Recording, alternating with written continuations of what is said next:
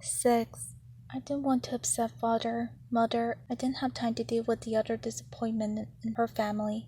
I stood in the dark outside from my front door for a moment and took in a deep breath. I would smile. I will allow the smile to form my feelings. I was certain that if I just smiled long enough, I might actually start to feel happy again. It had worked very well in the past, and even if it didn't, well, I thought that I was startling my parents the humiliation of having a nosy, poundable daughter who gets fired her first day of work, at least for tonight. At least for the brief moment. Well, that alone will be very much something that will make me feel good.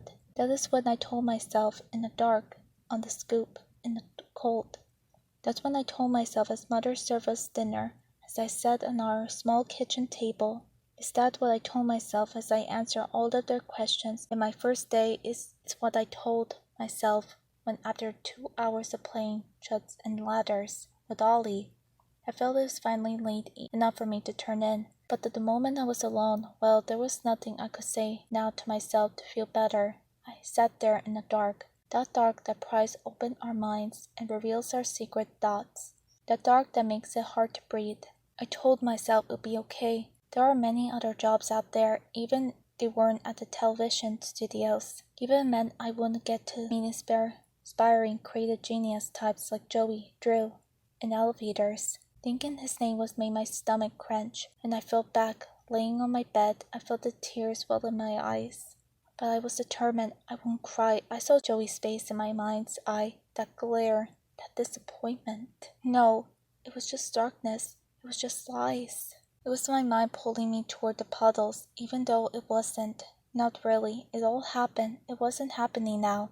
I was just reviving the moment over and over again, living in the past, in a loop. This was exactly the trouble. It might have been real once, but right now I was in my bedroom at home, far away from the studio and Joey Drew. The moment I was existing in Demo Monday evening, the puddles won't take me. I stood in a rush and went to turn on the light. When I did, I screamed, heart beating hard in my chest. A small figure in the doorway, still a ghost-like, was staring at me. Instantly, I covered my mouth, but it was too late. I heard Mother's footsteps on the stairs, and I saw tears start to form in Ollie's eyes. I spot the lip quivering.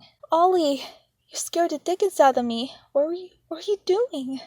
I crouched down, held him by his arms. "It's okay, little man. It's okay. You just startled me." "What is it? What's happening?"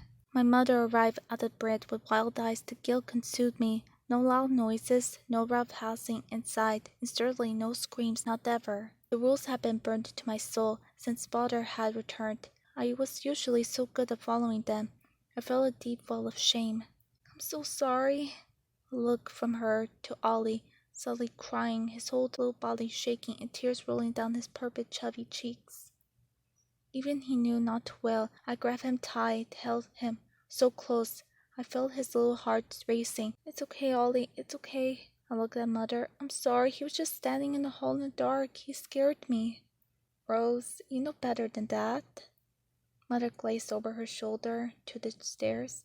I know. I buried my face in Ollie's soft hair, smelling his shampoo.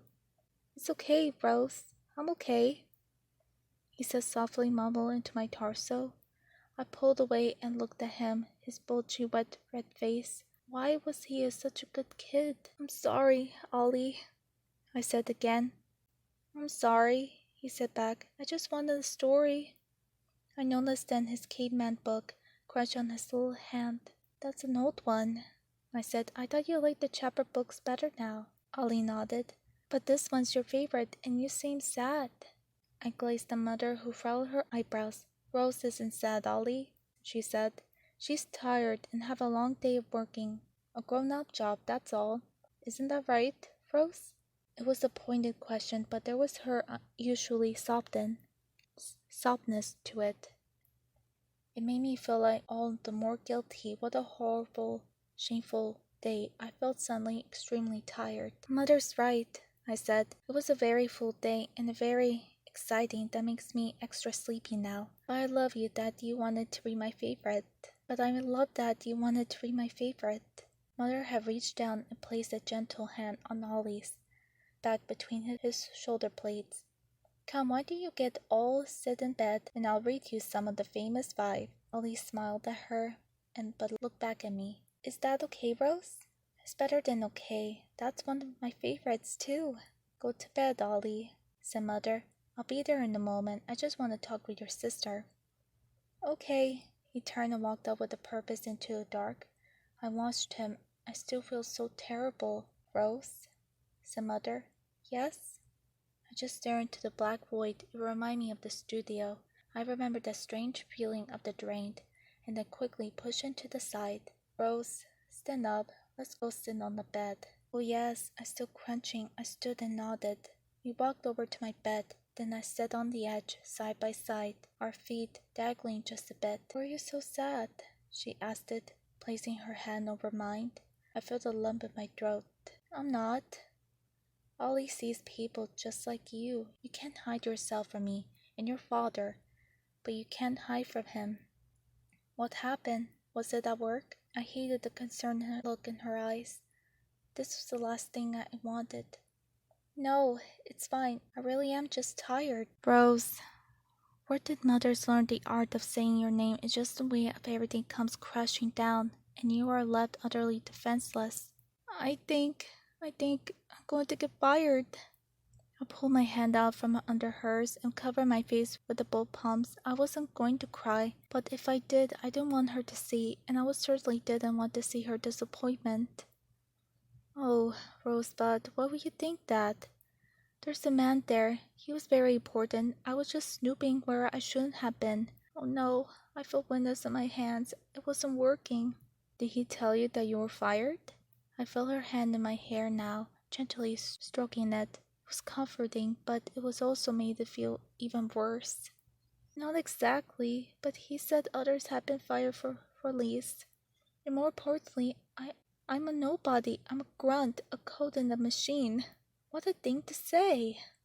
No, it's my job. That's the point. I'm not supposed to go into places I'm not invited. I feel so terrible.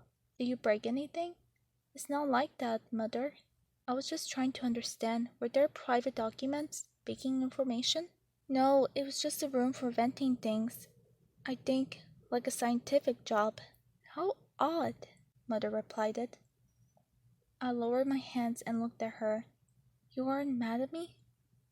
Mother smiled. Of course not. It doesn't sound like you would do anything all that terrible to me. But if you are fired, well, it'll have been lesson learned for the next job. That's how most things work. We're constantly learning and growing. Well, if learning means realizing that you're a snoop. Mother laughed and shook her head. Maybe that is a good reason to learn. But curiosity is a loving thing and something I always encourage in you. I folded onto my back. On the bed, I just felt so tired and frustrated with myself. Yes, but curiosity did kill the cat. Satisfaction. Brought it back, replied Mother. I looked at her. She looked even more indolent than usual, the light in the ceiling above her forming a perfect halo around her head. What's that? The end of the quote. Curiosity killed the cat, but the satisfaction brought it back. I didn't know there was a second part, I said. Your old mother does know some things maybe you don't. It's not easy. You're my brilliant girl after all. She lay down next to me, so we were both staring at the plaster ceiling. Lying there side by side, I could feel her warm next to me. It made me feel a little better, a little less lost. What does it mean? What do you think it means? There we go, another lesson. She never stopped being my teacher, even when she finally sent me to school. I sighed. It means the curiosity can get you into trouble, like, for example, get you fired, for example. But the possibility of discovering something new is worth it. I was entirely certain I believed that. I gazed to my side and looked at Mother. She nodded. There was no reward without risk. Maybe, I said. I sighed again. But I stopped it. I was thinking too many negative thoughts. It was so unlike me. But what, Rosebud? I sighed and looked at the ceiling again. But maybe sometimes it's just risk.